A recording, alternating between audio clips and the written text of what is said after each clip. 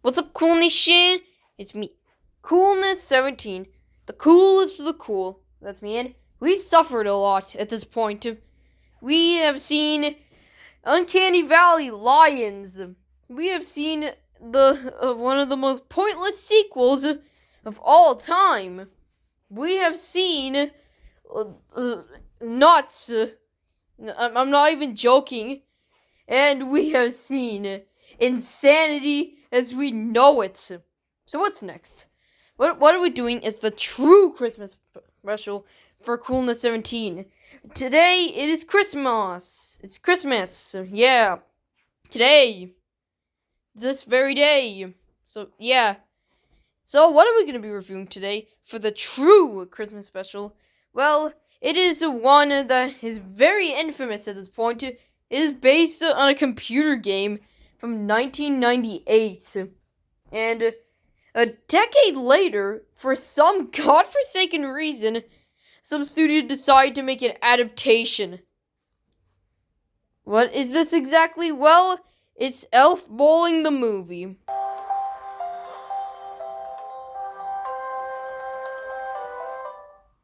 We're doing this film. This is a very infamous film and one I had wanted to do for a long time. So this was, for those who don't know, this was based on the computer game Elf Bowling. Yeah. It was about Santa, throwing bowling balls at elves. Yeah, it's just a simple computer flash game, from 1998. Simple, and because of that, it became a big hit because everyone loves simple games. It got many sequels, and even was ported to the GBA and DS, unofficially without the publisher Nstorm's permission, and it was labeled as one of the worst games ever created. So you'd think after that blunder, you wouldn't think that they went on to make movies, but no, they made a movie. In 2007, almost an entire decade after the original game's release. By then, the franchise had died down in popularity, and barely anyone knew it by then. Hell, the way I knew about it is from this movie itself. And when I heard about it, I heard about Elf Bowling and everything, and yeah. Why does this even exist? Who thought it was a good idea? I don't know. It's so pointless. I'm pretty sure it was just for the money. Just wanted to capitalize on nostalgia. But here's the thing: the game isn't even that popular anymore. In fact, nowadays, it's pretty obscure. So why would you even make a film about this? I don't know. If this came out in 2000, even then I would say that was just a cash grab, but at least I can sort of understand why you would do it.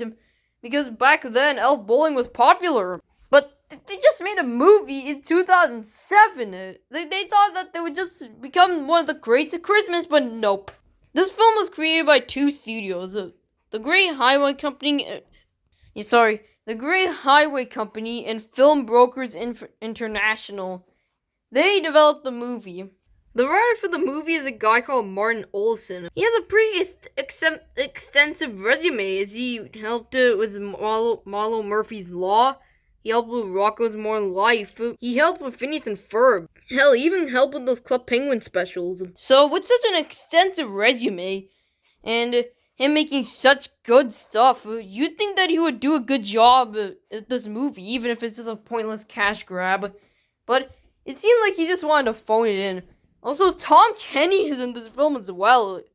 SpongeBob is in this film. In this film, he played the character Dingle, who is the antagonist. Honestly, this dude, he voice acted SpongeBob, the main character for what could be the greatest show ever created. Why did he work on Elf Bowling? Why? There had to be a reason. Why did you do that? Why did you freaking do that? I do not know. I just don't. I mean, maybe he, got a lot of money from this agreement. Actually, he said at a convention that when he was hired to play Dingle, he had to go to this rundown apartment, like this sketchy neighborhood, and that's where he recorded the voice lines. So, yeah, good job, movie creators. Good job. Give him a round of applause. Yeah, you made the most pointless film in existence. So let's go into what actually happens in the movie. Alright, so the film starts off with Santa in a pirate ship. Yes, that's what this film opens with. A pirate ship. Like, seriously, a pirate ship. And what do the pirates on this thing do?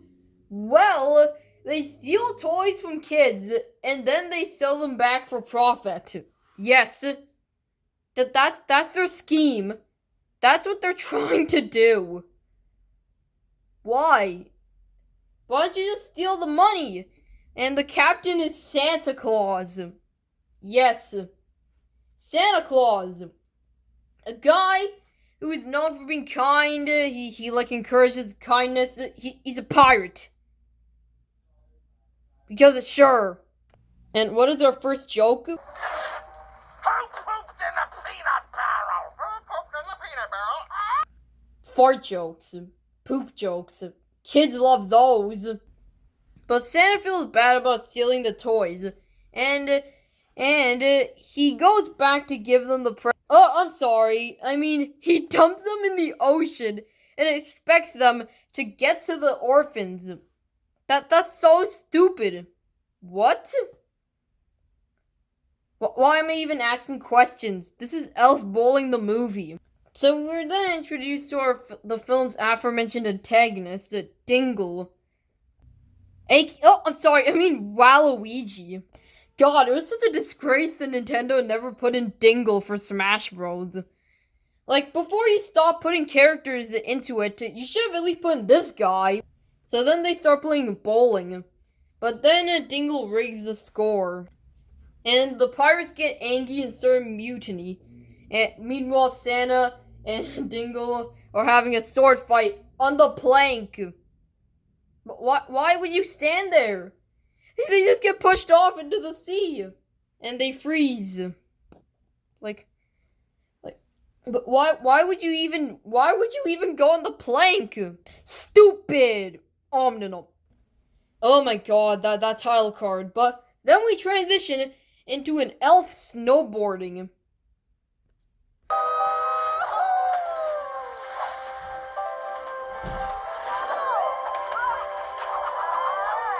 Now, you should keep in mind this one plot point. The elves like to be in pain. For some reason. Don't know why. Like, when the elf accidentally falls off his snowboard, like, he likes him being in pain. Once again, we're not told why they like pain. They just do. They just do. This elf is named Lex, and he, along with his buddies, finds Santa and Dingle just stuck inside ice cubes. How the hell did they even get here? So Lex thinks that it's this guy named Whitebeard who would tell them Whitebeard would lead the elves, and they think it's him. So then Lex uses a bowling ball, like a magical bowling ball, in order to saw them out. And then Santa and Dingle are still fighting. But then Lex just puts Santa's butt on fire, and they start singing. I know that jig. It's a pants on fire fandango. Kiev shop.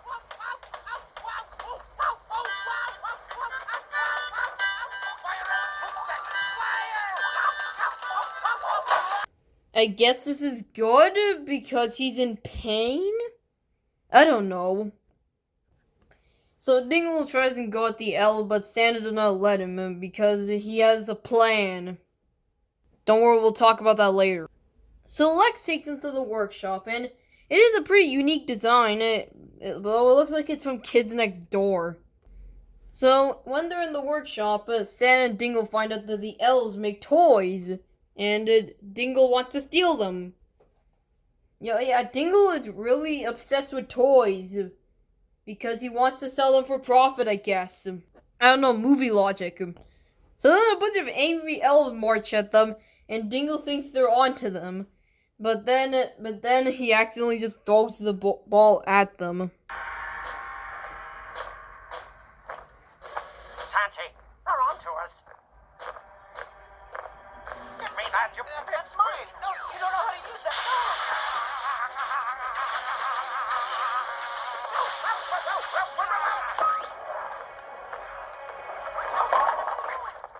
Uh-oh. Call my lawyer.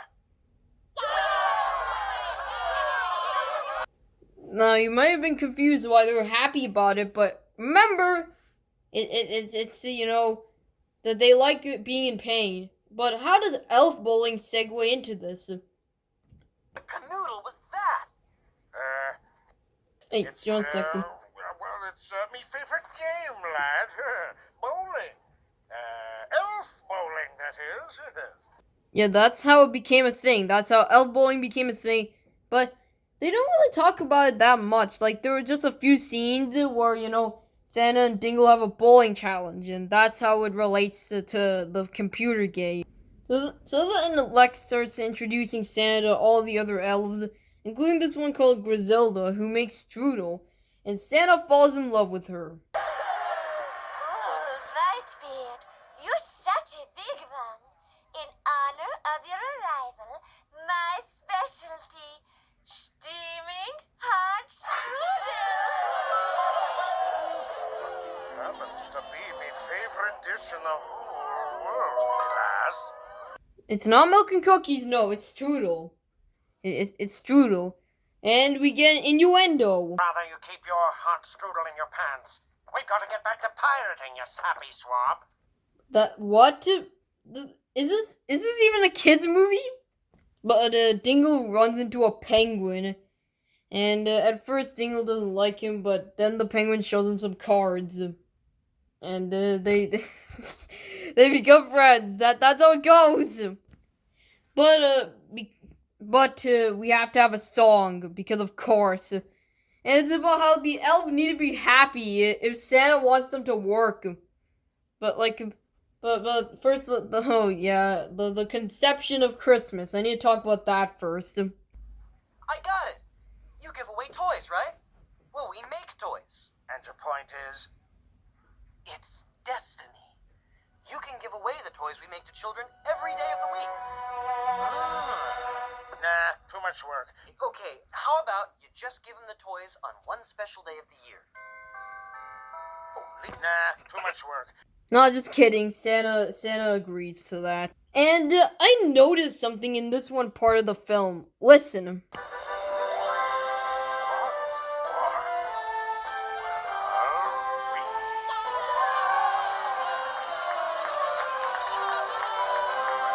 It sounds a lot like the Mario 64 staff roll.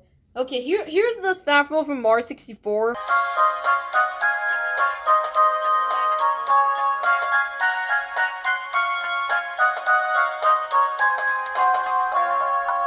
And here's the elf bowling song again.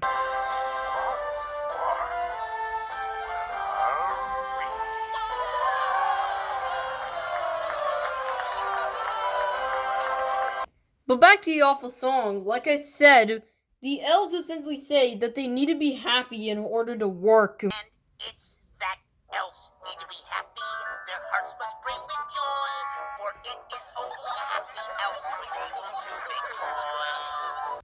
You can obviously see that when they dance, they use motion capture.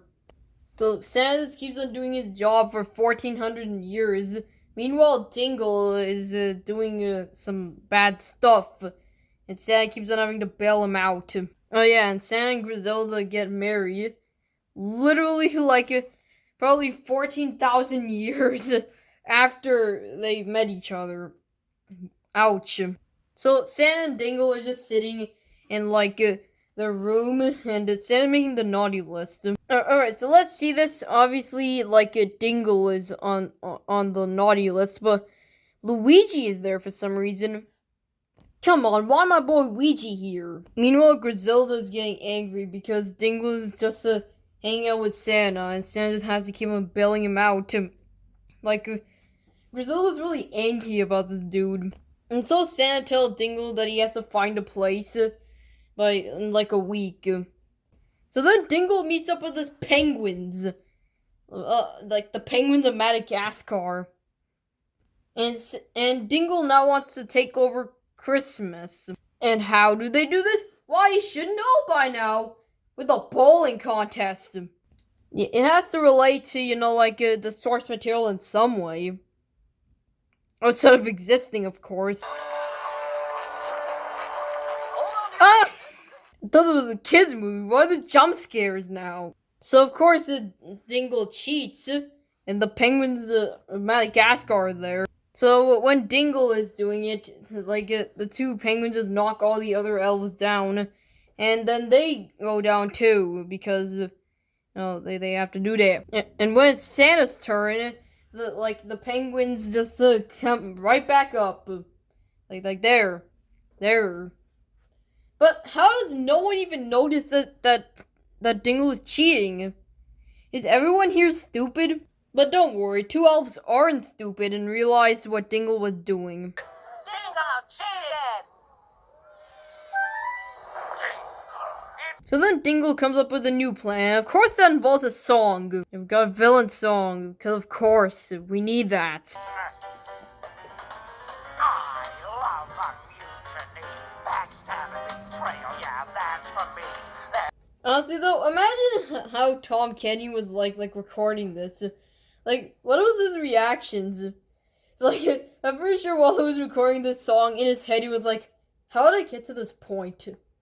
Like, I was working on the greatest show of all time, and now I'm working on Elf Bowling. How did I come so far? No, I mean, how did I drop so low? How did I get here? But they're short 6 billion toys, and Dingle makes it so that it looks like Lex is screwing everything up around here. So Dingle and the penguins make it look like he just destroyed a machine that helps make toys. So Lex is fired, and he does not really want to work with Santa anymore because he's pretty angry at him. But then Dingle comes along and tells Santa he walked into the ice, and of course this is all a part of Dingle's master plan. So instead of using a sled to get there, instead he just goes on an ice thing and then just uses a paddle. Meanwhile, the penguins sneak in to their base and try to screw everything up. I can imagine Metal Gear Solid music with this.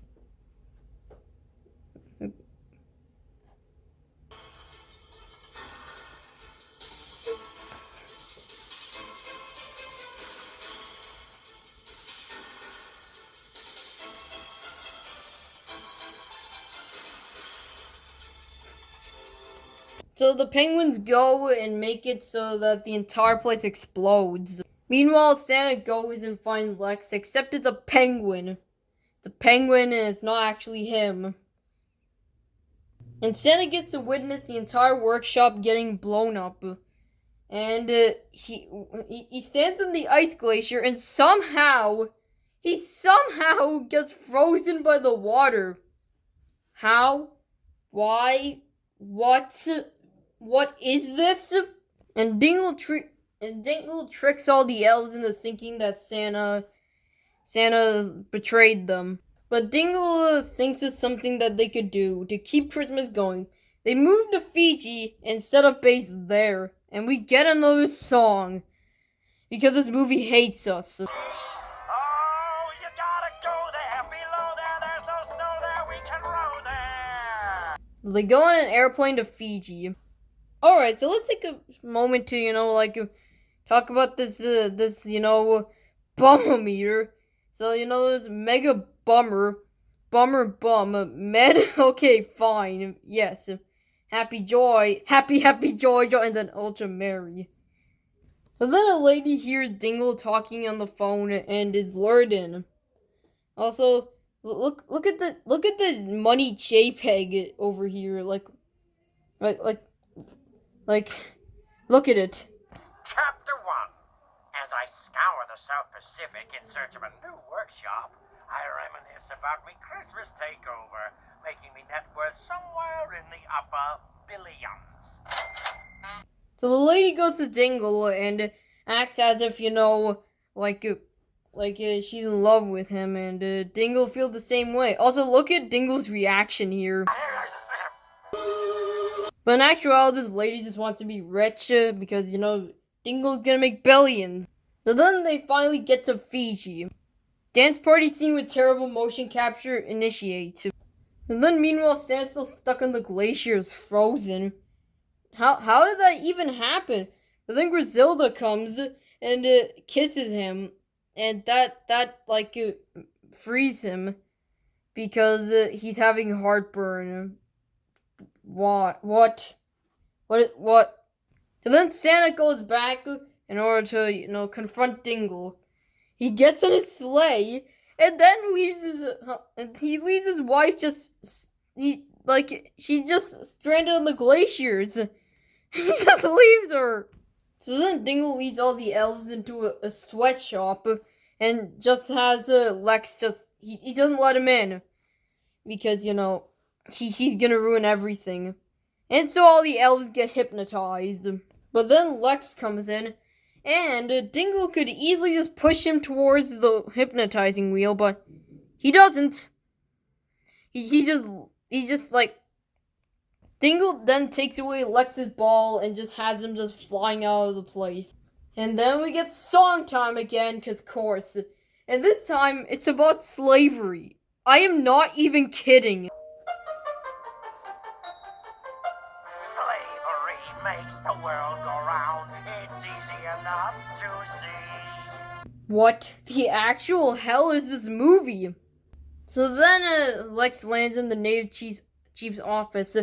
He doesn't have the ball, but he realizes that he has the magic inside of him all along. But Santa comes to Fiji because I guess he knew where Dingle was. In order to stop him, Dingle gives life to a bunch of stone guys, and they talk like surfers. Let me totally give it up to your awesome Dingle. So the stone guy takes Santa and buries him inside the sand. And Lex is there, and at first he's angry about how Santa put up that sign. But then he realizes that Dingle did it, but it should have been obvious from the very beginning. Also, the Adventures of Sonic the Hedgehog theme is here too.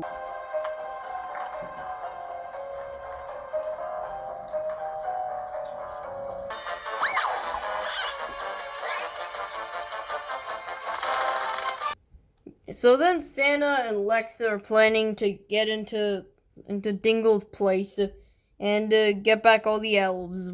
They distract the other stone guy who is just chilling out by bringing this fire lady to life. Yeah. When Santa and Lex get in, they don't know what to do. But there is a reverse lever there. So, yeah, why would you do that, Dingle? Why? That was stupid. So the elves are rescued and are pretty angry at Dingle, who shoots at them. The fire! So Santa and Dingle decide to settle it all with a bowling challenge. Another one. So how does this bowling challenge go? Well, basically, it's the same exact thing as before. Movie's over, Santa wins, Dingle loses, and a rocket comes and he flies to the moon. Sure, that's the end of Elf Bowling the movie. Why does this exist? What are my thoughts on Elf Bowling? Well, it's bad. The story is pretty boring, all things considered, and Elf Bowling, the thing this is based on, there wasn't that much emphasis on it. They didn't really do it that much, except for a few scenes. So, yeah, it feels an adaptation. And why is it not a pirate? He's supposed to be kind and all that, all that stuff. But he's a pirate. And also, there are a bunch of adult jokes, too. And this is a kid's movie, so, yeah. This is something similar to what Shrek did. It was a kids movie with some adult jokes, and a lot of movies try to do it, but it just fails here because it isn't that subtle overall. It just isn't that subtle. The animation is pretty mediocre, it looks sort of like dried clay, and it just doesn't feel right with the textures and everything, No, that's no good. So yeah, not that good of a film, like a 2 out of 10. So yeah, happy Christmas, and don't do drugs and stay in school.